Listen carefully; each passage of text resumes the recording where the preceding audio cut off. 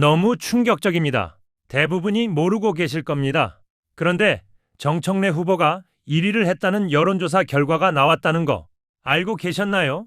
김민석이나 송영길이 1위를 했다고 하면 여기저기서 보도를 하는데 이건 조용합니다. 너무 이상한데요? 실제로 이걸 이상하게 바라보는 평론가들이 많습니다. 이유가 재밌습니다. 영상으로 함께 보겠습니다. 민주당 당대표 3자 대결 정청래, 김민석, 송영길 순 이게 나왔는데요. 정청래가 이기는 여론조사가 나온 거예요. 근데 내가 잘못 본 건가? 내가 영상을 시간이 없어서 못 찾았는데 뉴스토마토에서 어떤 여자 앵커가 이렇게 막 소개를 하다가 당대표 여론조사 결과를 건너뛰는 장면을 내가 본 것 같거든? 이게 뭐지? 근데 그 결과가 정청래가 이기는 결과였다. 제가 제대로 본 거 맞나요? 제가 영상을 못 찾아봤는데 그죠? 그거 있죠? 그게 뭐냐고. 아니 언론이 여론조사를 돌렸어. 근데 그걸 건너뛰어. 정청래가 이기는 결과가 나오니까 건너뛰어 버렸다고요. 와, 이게 언론이 맞나요? 심판이어야 하는 언론이 심판인 척하는 선수라는 겁니다. 이러면 안 되는 거예요. 이거 반칙이에요, 반칙. 어? 편파적일 수는 있어요. 하지만 그 과정은 공정해야 되는 겁니다. 과정조차도 공정하지 않으면 그건 반칙인 거예요. 유시민 여론조사 같은 걸 도대체 뭐하러 돌리느냐. 유시민 떠들지 마라. 유시민 제발 좀 떠들지 마세요. 유시민 떠들면 우리 너무 힘들어요. 유시민이 너무 무서워요. 이거 아니냐고요.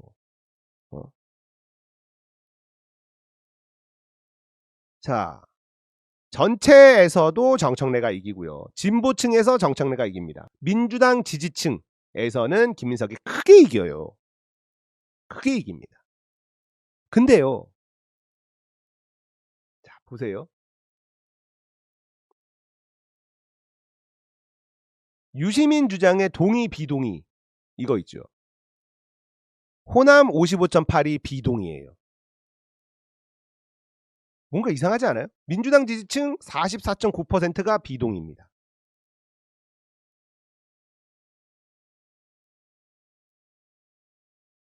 민주당 지지층 절반 도움 안 돼. 그리고 민주당 지지층 김민석이 이렇게나 많이 이긴다. 이거 좀 신뢰하기 어려운 여론조사 아닌가? 이런 생각이 드는 결과물이 나오고 있죠.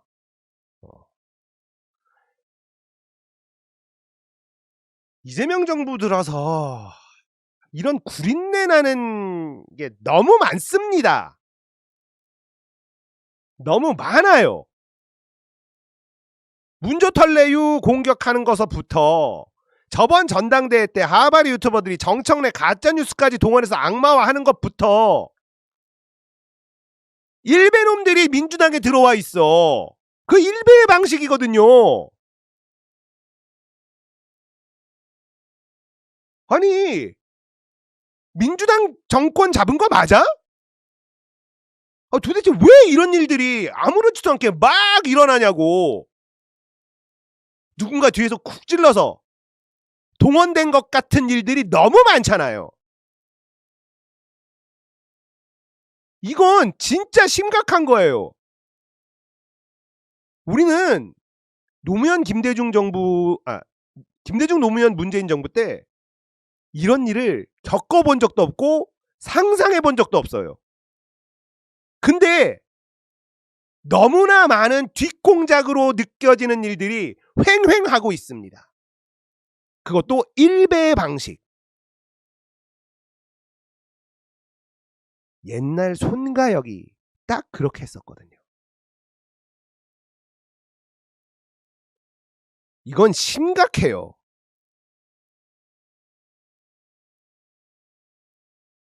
자, 정청래가 앞서는 여론조사가 나오기 시작했습니다.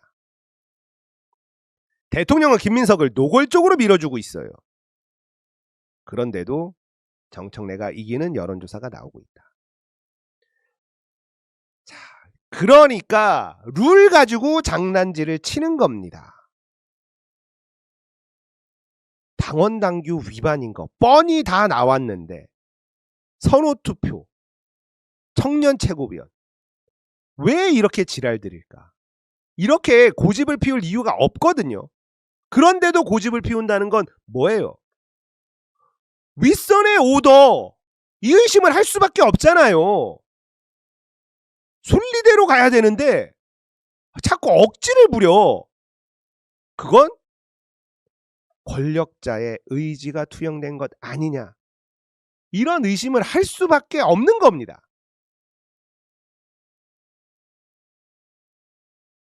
자, 알정찌개예요. 정청래 찍어서 한 방에 과밥 먹고 한 방에 갔으면 좋겠습니다. 사실 이기는 것도 쉽지 않아요. 네. 우리는 지금 정청래를 어떻게든 당대표로 만들고 싶은 사람들이지만 솔직히 이기는 거 정말 쉬운 싸움 아닙니다. 이겨도 신승, 질 확률이 현재까지 조금 더 높다, 저는 이렇게 보거든요. 그래서 진짜 열심히 해야 돼요. 정말 열심히 밭을 갈아야 됩니다. 절박한 심정으로 밭을 갈아야만 합니다. 정청래 분위기는 탔다. 네. 앞으로 여론조사들 계속 나올 건데요. 좀 지켜보시죠. 밭을 갑시다. 우리는 이 싸움에서 절대 밀려서는 안 돼요. 아시겠죠?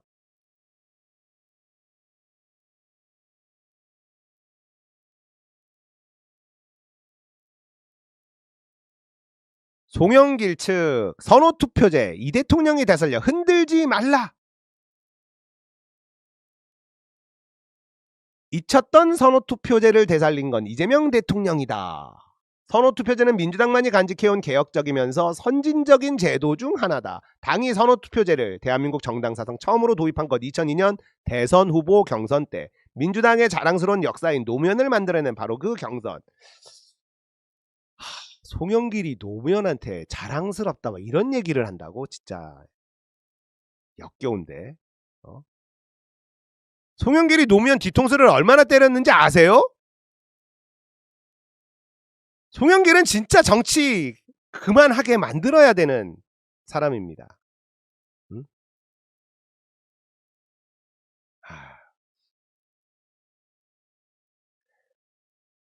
당시 민주당은 국민참여, 전국순회 방식과 함께 선호투표라는 정치개혁 제도를 도입해 노풍을 만드는 데 성공했다. 이재명 대통령이 X에 선호투표제를 직접 상세히 설명한 적도 있다. 유불리에 따라 하루아침에 찬성 반대 입장을 바꿔가며 선호투표제를 흔드는 것은 정도가 아니다. 자, 한심합니다. 친청이 반기든 선호투표제, 전준이 당원당규 위반 아니야. 미친다니까. 아니래. 누가 봐도 당원당규 위반인데, 명백한 당원당규 위반인데 아니래요. 이런 놈들이 민주당에 바글바글하다는 게 믿어지세요? 왜 이렇게까지 하냐고요.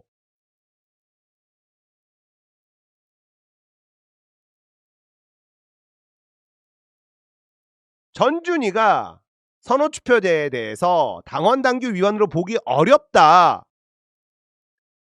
김민석은 문제 제기에 대해 집단적 자기정치다. 집단적 자기정치는 뭔 개소리야 도대체. 알아듣게 좀 말해라. 이낙연 같은 말 좀 하지 말고.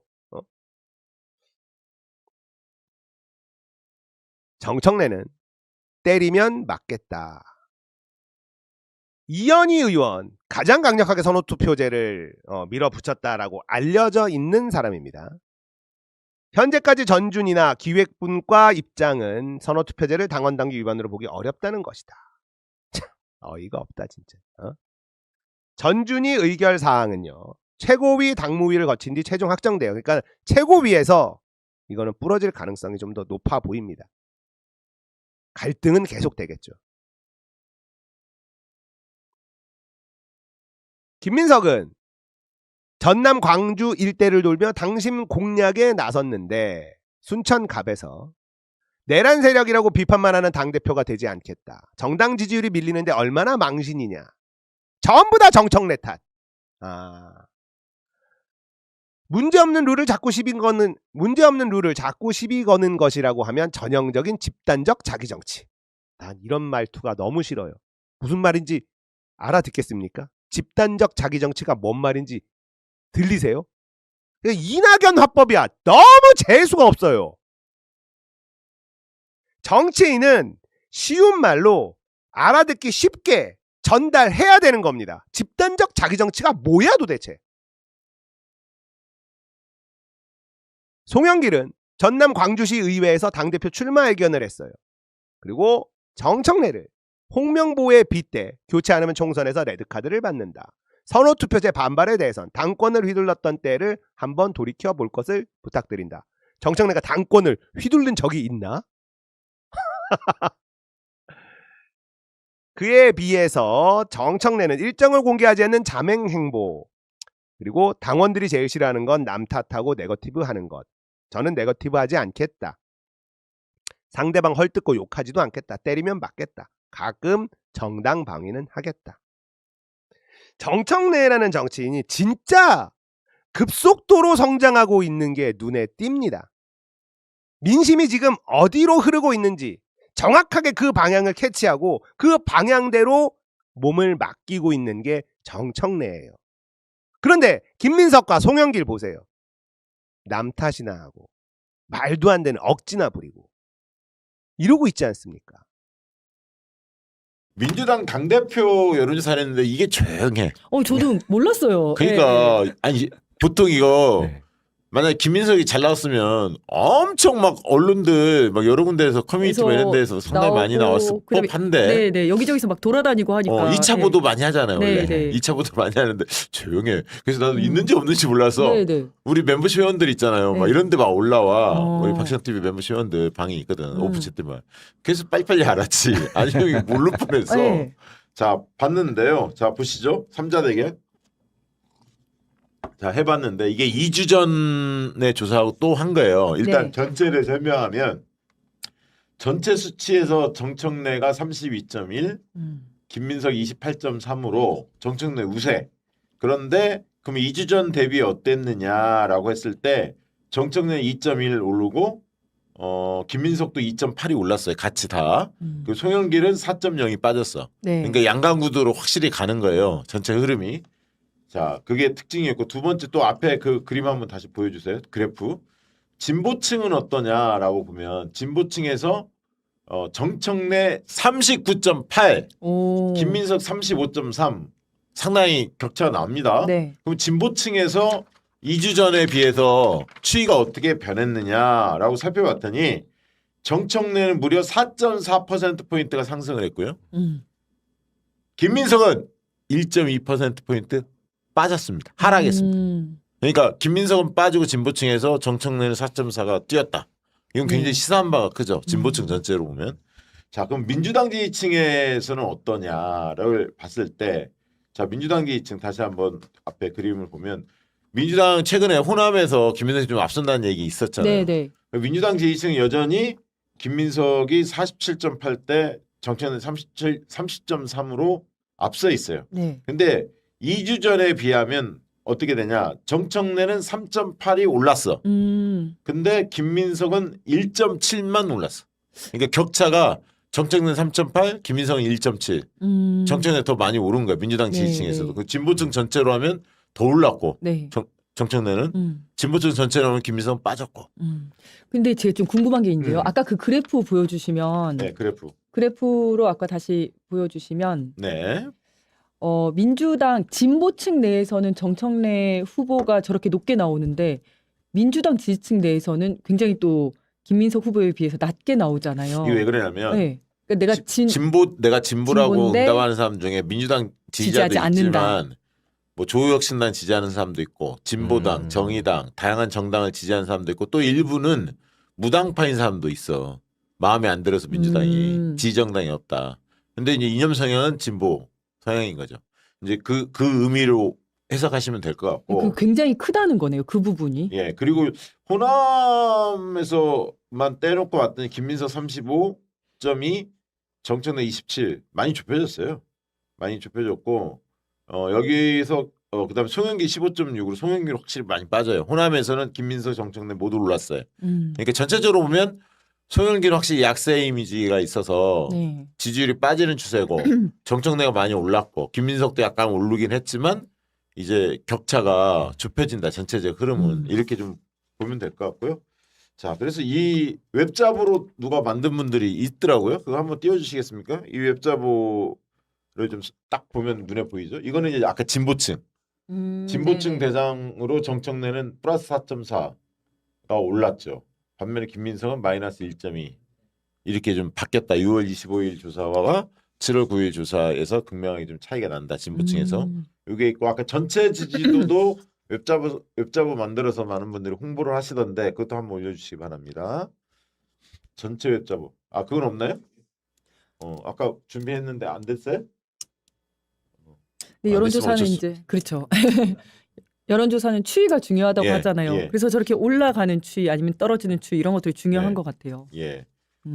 추이가 중요하죠. 추이가 왜냐하면 중요하죠. 동일 조사기관에서는 이 동일한 시간대 비슷한 조건에서 하거든요. 원래 정례 조사는. 오. 그러니까 이제 예를 들면 리얼미터는 리얼미터 조사를 꾸준히 볼 필요가 있고 여론조사 꽃대로 꾸준히 봐요. 갤럽은 갤럽대로. 왜냐하면 조사 방법, 시간 이런 것들이 거의 똑같으니까 동일한 방식 재컨택을 하는지 안 하는지도 그 회사마다 약간씩 다르거든요. 근데 이제 그런 면에서는 의미 있다. 저는 제가 볼 때 제가 지난번에 그런 해석을 했는데 김민석의 지지율은 최고점이었던 것 같다. 지난번에 제가 그 해석을 했고 정청래는 최저점인 것 같다. 많이 두드러 맞았으니까 네, 지방선거 네. 끝나고 또 책임 추궁을 좀 받았잖아요. 네. 그러니까 이제 선거 패배에 대한 뭐 많이 뒤집어 씌웠잖아요. 정청래 책임인 것처럼 마치 그러다 보니까 이제 지지율이 낮은 거였고 점차적으로 김민석 같은 경우는 좀 뭐랄까요 이미지가 포장돼 있는 게 있는데 실체가 약간씩 드러날 거다 그런 얘기를 좀 한 바가 있는데 그런 게 조금 반영된 게 아닌가. 그러면 이제 당원은 다르다는 거야. 이거는 지지층하고 당원이 내가 다르다는 얘기 몇 번 말씀을 올렸는데요. 왜냐하면 당원은 60대가 제일 많고 그리고 50대가 그 다음으로 많고 50대 60대가 거의 대부분을 차지해요. 네. 그다음에 70대 이상 40대 30대 20대는 뭐 한 자리 숫자 아주 적어. 당원 분포 자체가. 네, 네. 그러면 전체적으로 60대 50대에서 강세를 띠는 사람이 유리해. 네. 그리고 남성과 여성에서 남성이 두 배. 1.8배 거의 1.8배. 2배 가까이 네. 많아요. 여성보다 당원이. 근데 남성에서 정청래 좋아. 여성보다. 여성은 김민석이 좋고. 그리고 50대에서는 정청래가 압도하고 60대에서는 엇비슷하고 60대 여기서 보면 정청래 35.7 김민석 32.4 이렇게 나왔고요. 50대에서는 보니까 50대에서 정청래 41.5 김민석 28.6 차이가 크죠. 50대에서. 40대에서도 정청래 40.5 김민석 30.1 차이가 큽니다. 그러니까 당원에서는 제가 볼 때 정청래 후보가 지금 시점으로 조사해 보면 조금 더 앞서 있을 가능성이 있어요. 그런데 송영길 후보 표가 있기 때문에 정청래가 단독으로 50%를 돌파하지 못했을 때 송영길 표에 제가 볼 때는 70에서 80%는 이순희 표가 선호투표를 하든 결선투표를 하든 그 표가 김민석 후보 쪽으로 향할 가능성이 있기 때문에 상대적으로 한 20-30% 정도만 정청래가 올 가능성이 있고 송영길 후보는 지금 10몇 프로 이렇게 나오지 가면 더 줄어들 가능성이 있어요. 실제로 왜냐하면 두 분이 박빙 싸움을 벌이고 네, 있으면 네. 나머지는 다 그쪽으로 흡수가 될 거라고 저는 뭐 그렇게 보는 편이거든요. 그래서 3위표의 의미가 거의 없어질 가능성도 있어. 대표님 지금 채팅창에 여성도 정청래 지지하는 사람 많아요. 없다는 게 아니라 상대적으로. 아니 제가 궁금한 게 있는데 네. 그러면 지금 당원들의 어떤 인구 통계학적 특성 있잖아요. 남성이 여성의 1.8배가 되고 그다음에 뭐 5, 60대가 한 70% 이상을 차지하고 요런 거에 맞춰 가지고 네. 시뮬레이션을 한번 해볼 수 있는지 해볼 수 있죠. 해볼 수 있죠. 원래 그다음에 여론조사에서 샘플 사이즈를 예를 들면 5천 명을 조사했다. 네. 뭐 10,000명을 조사. 이러면 민주당 지지층 중에 당신 당원입니까? 거의 당원입니까? 이게 물으면 예. 당원을 간접적으로 파악할 수 있어요. 그렇죠, 그렇죠. 예. 이해되죠? 예, 예, 예. 이분들세 돈 내고 돈 내고 그렇지, 그렇지. 하십시오. 아, 돈이 많이 들어서 그렇구나. 돈이 많이 들어서. 돈이 좀 들어갈 뿐이에요. 아, 다 할 수 그치, 있어. 그치. 예. 다 할 수 있어. 그리고 이것도 할 수 있잖아요. 네. 예를 들어 뭐 선호 투표식으로 해가지고 다 할 수 있어. 그쵸. 그래서 송영길 네. 후보를 지지하는 결선 투표는 사람이 이제 예를 들면 현실적으로 보면 김민석, 정청래, 김민석 두 분이 결선 투표 갈 가능성이 많잖아요. 이제 선호 투표, 결선 투표 그건 좀 이따 설명하겠지만 그 방식으로 시뮬레이션 다 가능하죠. 한번 돈을 내시오. 돈을 내시오. 돈을 한번 얼마면 되겠습니까? 야, 이주인 위원장이 개인 돈을 하면 제가 개인 돈 반을 대고 아 반을 진짜 대는 너무 걸로. 궁금하다. 우리 한번 해볼까요? 3대 3대 4. 아 저는 크게 걱정하진 않습니다. 아 그래 돈 안 네. 내려고 지금 빠진 거 봐. 아니 저는 전당대회를 다 가봤을 때 네. 느낀 점이 여러 가지가 있었는데 그때도 여론조사 한참 나왔었거든요. 네. 근데 거의 원사이드하게 압도적으로 끝나요 생각보다. 의외로 그 민주당 전당대회 당원들의 표심을 여론 잡는 게 굉장히 어려울 거예요. 민주당을 지지하십니까 해서 지지한다라고 하는 사람들의 여론은 조사하기 쉬운데 그 수십 년 된 그 몸에 각인되어 있는 DNA와 지혜를 가진 당원들의 여론을 뽑아내는 게 맞습니다. 저는 상당히 어려운 부분이라서 그게 비춰지지 않았을 뿐이지 음. 저는 그 힘이 작동한다고 뭐, 봅니다. 지금 아까 진보층에서 정청래 후보 앞선다는 거 있잖아요. 이런 게 네. 많이 이제 널리 호남에 알려지면 최근에 제가 연락을 받은 거는 수도권에 사는 당원들 중에서 호남에 내려가겠다는 거야. 호남의 당원들을 설득하기 위해서. 네. 진짜로 예, 예. 막 뭐 당원 모임도 많이 있잖아요. 다양한 막 그렇게 꾸려서 내려가겠대 주말부터. 그래서 그런 소식도 들었는데 호남에서 당원들 중에는 일반 진짜 당원들도 있고 일부 이제 토 세력들이 있어요. 지역에 막 건설업하고 지역에 막 신문사 끼고 있고 막 네네네. 그런 토 세력들 있잖아요. 기득권 세력들. 예. 기득권 세력들은 1인 1표 싫어해요. 자기들이 권한이 센 걸 좋아해. 그렇지. 근데 대의원 일반 지금까지는. 당원들은 다 1인 1표를 그렇죠. 좋아하거든. 예, 예, 예. 그래서 호남에 진짜 민주당이 나갈 방향, 정체성, 노선, 민주당이 어디로 나가야 할지 이런 부분들 이제 고민이 많을 겁니다. 근데 호남 한 3, 4일이면 여론 확 바뀌거든요. 그래서 수도권에서 열이 있는 분들 있잖아요. 호남에 내려가서 당원들 많이 만날 필요 있는데 마침 또 내일 정청래 대표가 내일 강연하잖아요. 맞아요. 저 따라갑니다. 그래요? 좋던데? 저도 갑니다. 같이 가실래요? 아니다. 그쪽으로 바로 가시는 거고 네, 저는 저 이제 그 취재 신청해놨는데. 아, 그리고 거기서 뵙겠군요. 네, 거기서 뵙겠습니다. 거기서 둘이 방송해요. 방송할까요? 우리 거기서. 좋네, 좋아. 네, 네. 특파원으로 해가지고 한번. 특파원으로. 네. 네, 저는 충청도로 갑니다. 내일요? 네, 그러시구나. 일이 있어서. 아니 그래서 제가 이제 여론조사 업체 또는 여론조사 전문가시니까 이 되게 결론을 그 맞추고 싶어 하잖아요. 예측하고 싶어 하시잖아요. 예. 그러면 그 거기에 맞게 시뮬레이션 해가지고 하지는 못하더라도 돈이 많이 드니까 대신에 요걸 가지고 이렇게 뭐 몇백 곱하고 이렇게 해가지고 해보셨을 것 같은데 그죠? 해봤네. 노코멘트. 노코멘트 벌써 해보셨을 것 같아. 노코멘트 합니다. 그러니까 예. 남자가 여자 1.8배면 이거 대충 이것도 곱하고 노코멘트 합니다. 하면 그건 좀 나을 것 수많은 같은데. 경험을 통해서 그쵸? 우리가 추론하는 것이지 당원 정보가 저한테 정확히 있는 게 아니거든. 근데 오랫동안 해보면서 저희가 알 수 있는 정보들이 표정을 보고 우리가 예측해야 되는 거예요? 표정. 그렇습니다. 표정이 좋은데. 괜찮습니다. 그러니까 표정이 괜찮습니다. 표정이 쉽진 괜찮은데? 않다는 거죠. 어, 자, 이재인 위원장이 용돈 많이 모으시고 네. 김대호 기자 또 저하고 한번 힘을 합쳐서 한번 조사를 해보던가 그런 방향을 하고 그다음에 유시민 작가의 최근 그 증축 그다음에 그 재건축 요 관련된 거하고 ABC 관련해서 요걸 여론조사를 붙였더라고 뉴스토마토가. 근데 질문은 어떻게 했는지 일단 질문을 먼저 한번 읽어드릴게요. 질문이 잘 안 알려져 있는데 유시민 작가의 발언을 두고 여권 내부의 논란이 커졌습니다. 아이고. 일명 ABC론과 증축대 재건축 등 일련의 유시민 작가 발언에 대해 선생님께서는 어떤 의견이십니까? 이렇게 물은 거예요. 유시민 주장에 동의하느냐 동의하지 않느냐 이렇게 이제 물었습니다. 잘 모르겠다 이렇게 물었는데 아까 결과를 올려주시죠. 이 결과에 의하면 동의한다는 게 전체 25.7 동의하지 않는다는 게 45.6 이것만 이제 많이 알려진 거야. 네, 네. 그 사람들이 유시민 저 주장에 대해서 대부분 동의 안 하는구나. 그러고 끝 이렇게 된 거야. 근데 중요한 건 뭐냐면 유시민은 국민의힘 쪽은 다 싫어해. 아 그러지 않습니까? 그렇죠. 그래, 네. 대부분 진보층하고 민주당 지지층 그다음에 주 지지 계층인 40대 50대가 어떻게 보는지가 중요한데 자 40대에서 어떻게 나왔냐면요. 동의가 38, 비동의가 39.7 팽팽합니다. 네. 38.4 대 39.7로 팽팽해. 일단 그다음에 진보층에서 어떤지를 봤는데 진보층에서 동의가 40.7, 비동의가 36.8이야. 동의가 더 높아.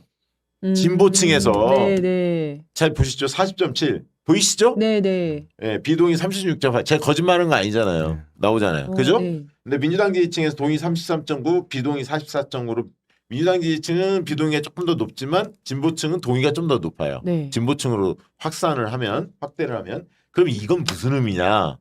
적어도 이 메시지는 민주당 지지층도 있지만 진보층을 향한 메시지였거든. 네. 이 얘기는 뭔 얘기냐면 대통령의 핵심 지지층 핵심 코어층이 흔들리고 있다.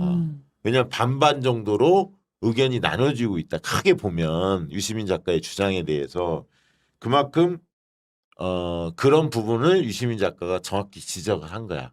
그런 흔들리고 있는 지점 대통령에 대해서 이건 아니다라고 생각하는 그런 견해가 꽤 있다라는 거를 유시민 작가가 그걸 대변해서 말을 한 거야. 이 지표로서 확인이 된 거라고. 그러네요. 저 지표가 유시민 작가의 말이 옳았다는 것을 옳았다는 것보다는 입증을 하고 있는 것 같은데. 그러니까 객관적 사실 자체 이렇게 의견이 엇갈리고 있다, 분열되어 있다, 네, 지지층 그걸 생각이 다르다라는 거를 용기 있게 얘기하셨잖아요. 네. 사실 그걸 봐야지 왜 이야기를 했을까? 그리고 그런 이야기가 있었기 때문에 문재인 대통령과 회동한 거 아닙니까? 사실 지지율도 떨어졌지만 그렇잖아요. 그게 네, 더 네. 커졌기 때문에 많은 네. 사람이 알게 됐기 때문에 그래서 저는 유시민 작가가 큰일 했다고 봅니다.